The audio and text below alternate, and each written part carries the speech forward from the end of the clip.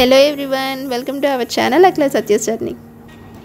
మా తిరుపతి వ్లాగ్లో పార్ట్ 2లో చూసారు కదండి. శ్రీవారి దర్శనం అది బాగా చేసుకొని తిరుమల నుండి మళ్ళీ తిరుపతికి నైట్ స్టేకి క్రిందకైతే వచ్చేసాం. తిరుపతిలో రూమ్స్కి అయితే మనకి ప్రాబ్లం ఉండదండి, అప్పటికప్పుడే బుక్ చేసుకోవచ్చు. బట్ ఇవి కూడా ఎందుకు ఎత్తుక్కోవడం ఆ టైంలో అనేసి మేము ముందుగానే ఆన్లైన్లో బుక్ చేసుకున్నాం. సో చూస్తున్నారు కదండి, ఇదే మేము స్టే చేసిన హోటల్ కేవీపీ ఇన్. మేమైతే ఇక్కడ 4 రూమ్స్ తీసుకున్నామండి. అకామిడేషన్ అండ్ ఫెసిలిటీ అదంతా కూడా మాకు చాలా బాగా నచ్చింది. తిరుమల అండ్ తిరుపతిలో అకామిడేషన్స్ గురించి మళ్ళీ ఇంకో వ్లాగ్ చేసి పెడతానండి. ఇందులో పెడితే ఏంటంటే వీడియో లెంత్ ఎక్కువైపోతుంది.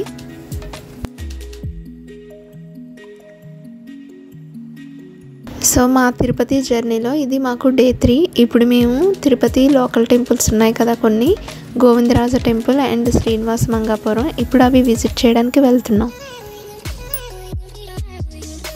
మీకు పార్ట్ 1లో చెప్పాను కదండి, తిరుపతి ట్రైన్ మేము దిగిన దగ్గర నుండి మళ్ళీ మేము రిటర్న్ ట్రైన్ ఎక్కినంత వరకు కూడా మాకంటూ ఒక వెహికల్ బుక్ చేసుకున్నామని. సో అందుకే మాకు ఎక్కడికి వెళ్ళినా ఎలాంటి ప్రాబ్లం అనిపించలేదండి. చూసారుగా, వెహికల్ అయితే ఎప్పుడూ మాకు రెడీగా ఉంటుంది.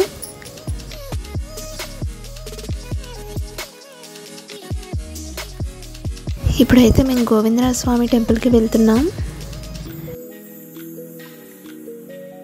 మేము స్టే చేసిన హోటల్కి ఒక 2 కిలోమీటర్స్ దూరంలోనే గోవిందరాజ స్వామి టెంపుల్ ఉందండి. మాకైతే దర్శనానికి ఒక 45 మినిట్స్ పట్టిందండి. దర్శనం అయితే చాలా బాగా జరిగింది. గోవిందరాజ స్వామితో పాటు లోపల మనకి కళ్యాణ వెంకటేశ్వర స్వామి, నెక్స్ట్ ఇంకా అండాల అమ్మవారు కూడా దర్శనమిస్తారు. గోవిందరాజ స్వామి మనకి ఇక్కడ పద్మనాభ స్వామిలా శేషపాన్పు మీద దర్శనమిస్తారు. స్వామివారి విగ్రహం చూడడానికి చాలా బాగుంటుందండి. ఇక్కడ మీకు ఎదురుగా కనిపిస్తుంది కదండి గోపురం, అదేనండి గోవిందరాజ స్వామి టెంపుల్.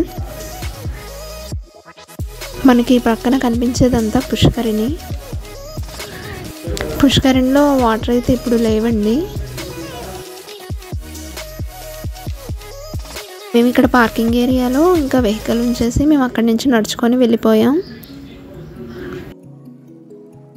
చూస్తున్నారు కదండి, గోవిందరాజ స్వామి మనకి ఈ విధంగా దర్శనమిస్తారు.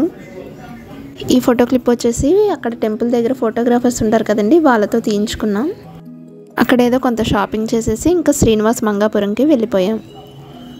గోవిందరాజ స్వామి టెంపుల్ నుండి శ్రీనివాస మంగాపురంకి మాకు 25 మినిట్స్ అయితే పట్టింది. ఇంక ఇక్కడ దర్శనం చేసుకొని ఇక్కడ నుంచి లంచ్కి అయితే వెళ్ళిపోయాం.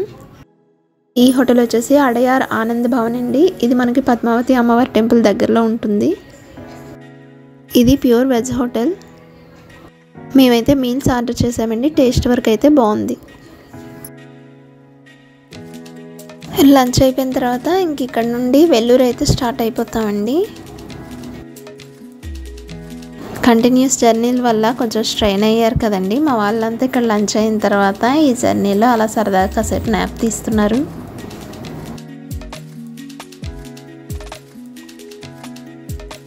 మేము ఇప్పుడు వేలూరులోని శ్రీపురం గోల్డెన్ టెంపుల్ లక్ష్మీదేవి దర్శనంకి వెళ్తున్నామండి. ఆ దర్శనం అయిపోయిన తర్వాత అక్కడ నుండి నైట్కి అరుణాచలం వెళ్ళిపోతాం. ఇంకా ఆ నైట్కి అరుణాచలంలోనే స్టే చేసి ఆ నెక్స్ట్ డే అరుణాచలం దర్శనానికి అయితే వెళ్ళాం.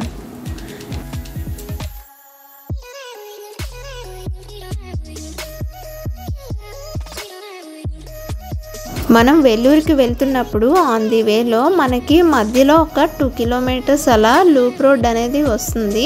దాని తర్వాత మళ్ళీ మనం హైవేకి కనెక్ట్ అవుతాం.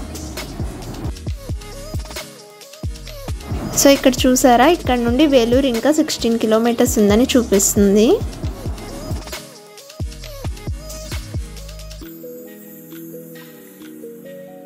సో ఇంకా ఇక్కడ నుండి మనం వేలూరు రీచ్ అవ్వడానికి ఇంకా 7 కిలోమీటర్స్ మాత్రమే ఉంది.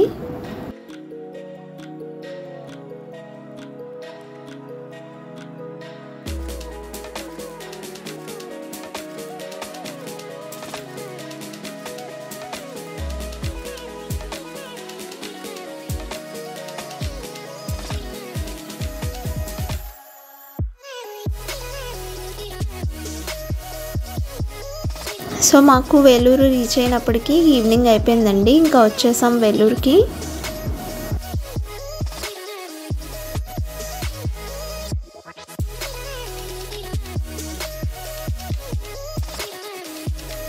ఇంక ఇప్పుడు గోల్డెన్ టెంపుల్కి చేరుకున్నాం.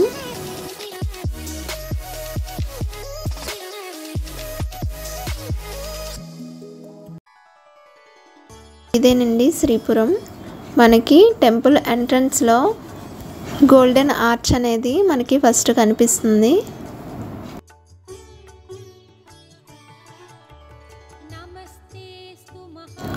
ఈ గోల్డెన్ టెంపుల్లో ఇక్కడ మనకి దర్శనం టికెట్ వచ్చేసి 150 రూపీస్ అండి.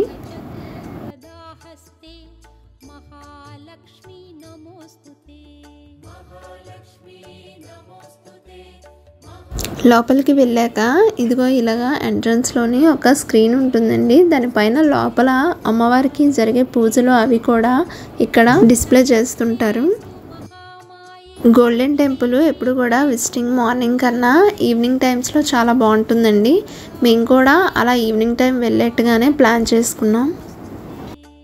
ఇక్కడ మీరు చూడండి, ఇది temple day time photo and night time వచ్చేసి మనకి టెంపుల్ ఇలా కనిపిస్తుంది. నైట్ టైము ఆ బంగారం వెలుగులో కొంతవరకు రిఫ్లెక్షన్ అనేది వస్తుంది. మీరు కూడా ఎప్పుడైనా వెళ్ళినట్లయితే నైట్ టైం చూడడానికి ప్రిఫర్ చేయండి. లోపల టెంపుల్ చుట్టూ ఇలా కొలను లాంటిది ఏర్పాటు చేశారండి.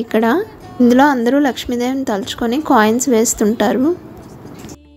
ఇక్కడ కూడా మాకు లక్ష్మీదేవి దర్శనం అయితే చాలా బాగా జరిగిందండి. ఇంకా దర్శనం అయిపోయింది కదా, ఇంకా వేలూరు నుంచి మేము అరుణాచలం అయితే స్టార్ట్ అయిపోయాం.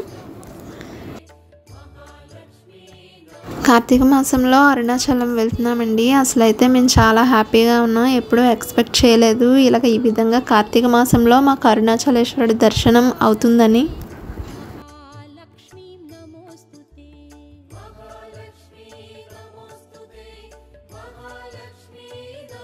సో అరుణాచలం ఎంటర్ అయిపోయాం. ఇప్పుడు మనకి ఇక్కడ బోర్డు కనిపిస్తుంది చూడండి, temple city Tiruvannamalai welcomes you అని.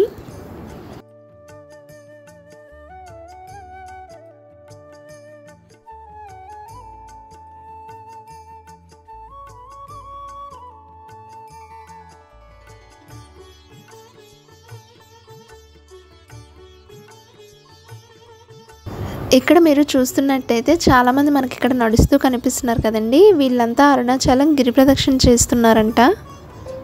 చూడండి ఇక్కడ ఎంతమంది నడుస్తూ మనకు కనిపిస్తున్నారో. అరుణాచలం గిరి ప్రదక్షిణ మొత్తం 14.3 కిలోమీటర్స్ వస్తుందంటండి. అరుణాచలం టెంపుల్ మొత్తం 8 డైరెక్షన్లో 8 లింగాలు అయితే మనకి దర్శనమిస్తాయి. ఎవరైతే ఈ అరుణాచలం గిరి ప్రదక్షిణ చేస్తారో వాళ్ళకి 8 లింగాలు కూడా కనిపిస్తాయంట. మనలో చాలామంది బై వాక్ గిరి ప్రదక్షిణ చేయలేకపోవచ్చు, లేదంటే టైం కూడా కుదరకపోవచ్చు. అలాంటి వాళ్ళ కోసం లోకల్ వెహికల్స్ అయితే అవైలబుల్గా ఉంటాయి. మీరైతే ఆ వెహికల్ ద్వారా మొత్తం 14.3 కిలోమీటర్స్ కూడా కవర్ చేయొచ్చు. మీరు అరుణాచలం ఎప్పుడైనా ఫ్యామిలీతో వచ్చినట్లయితే స్టే కోసం ఏమాత్రం భయపడకుండా మనకి టెంపుల్కి ఒక 1.5 కిలోమీటర్స్ దూరంలోనే హోటల్ ఆలయం అనేది అవైలబుల్గా ఉంటుంది. ఈ ఆలయం హోటల్లో మీకు ఏసీ రూమ్స్ ఉంటాయి, నాన్ ఏసీ రూమ్స్ ఉంటాయి. అలాగే మీరు ఒక పెద్ద ఫ్యామిలీతో వెళ్ళినట్టయితే 8 బెడ్ రూమ్ కూడా ఫెసిలిటీ ఉందండి ఇక్కడ. అలాగే ఇందులో రెస్టారెంట్ అవైలబుల్ కూడా ఉంది.